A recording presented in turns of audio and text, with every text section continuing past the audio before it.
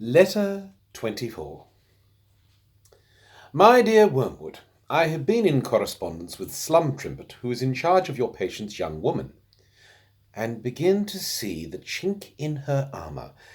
It is an unobtrusive little vice which she shares with nearly all women who have grown up in an intelligent circle united by a clearly defined belief, and it consists in a quite untroubled assumption that the outsiders who do not share this belief are really too stupid and ridiculous.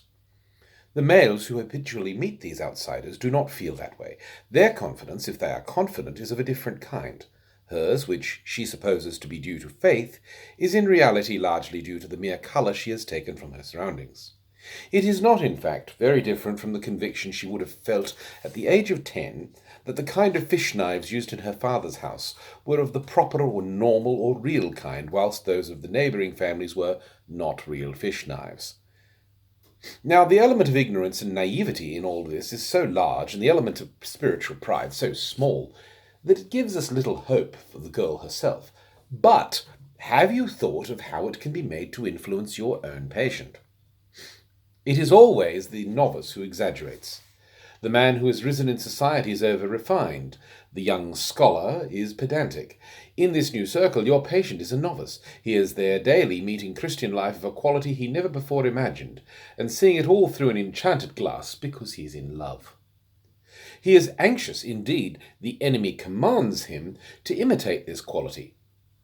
Can you get him to imitate this defect in his mistress, and to exaggerate it until what was venial in her becomes in him the strongest and most beautiful of the vices? Spiritual pride.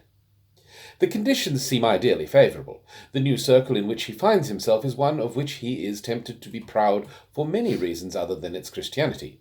It is a better educated, more intelligent, more agreeable society than any he has yet encountered. He is also under some degree of illusion as to his own place in it. Under the influence of love, he may still think himself unworthy of the girl, but he is rapidly ceasing to think of himself as unworthy of the others. He has no notion of how much in him is forgiven because they are charitable and make the best of him because he is now one of the family. He does not dream how much of his conversation, how many of his opinions are recognized by them as all just mere echoes of their own. Still less does he suspect how much of the delight he takes in these people is due to the erotic enhancement which the girl, for him, spreads over all her surroundings. He thinks that he likes their talk and way of life because of some congruity between their spiritual state and his, when in fact they are so far beyond him that if he were not in love he would be merely puzzled and repelled by much which he now accepts. He is like a dog which should imagine it understood firearms because its hunting instinct and love for its master enable it to enjoy a day's shooting. Here is your chance. While the enemy, by means of sexual love and of some very agreeable people far advanced in his service, is drawing this young barbarian up to levels he could otherwise never have reached, you must make him feel that he is finding his own level, that these people are his sort, and that coming from among them he has come home. When he turns from them to other society, he will find it dull, partly because almost any society within his reach is in fact much less entertaining, but still more because he will miss the enchantment of the young woman. You must teach him to mistake this contrast between the circle that delights and the circle that bores him for the contrast between Christians and unbelievers.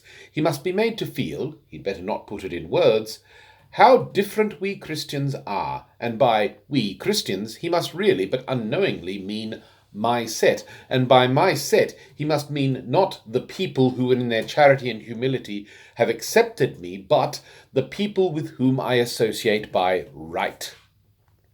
Success here depends on confusing him. If you try to make him explicitly and professedly proud of being a Christian, you will probably fail. The enemy's warnings are too well known. If, on the other hand, you let the idea of we Christians drop out altogether and merely make him complacent about his set, you will produce not true spiritual pride, but mere social vanity, which by comparison is a trumpery, puny little sin.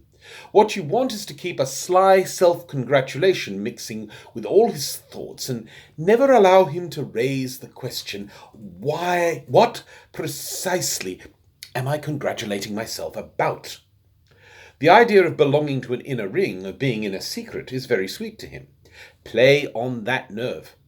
Teach him, using the influence of this girl, when she is silliest, to adopt an air of amusement at the things the unbelievers say. Some theories which he may meet in modern Christian circles here may prove helpful. Theories, I mean, that place the hope of society in some inner ring of clerks, some trained minority of theocrats. It is no affair of yours whether those theories are true or false. The great thing is to make Christianity a mystery religion, in which he feels himself one of the initiates. Pray do not fill your letters with rubbish about this European war.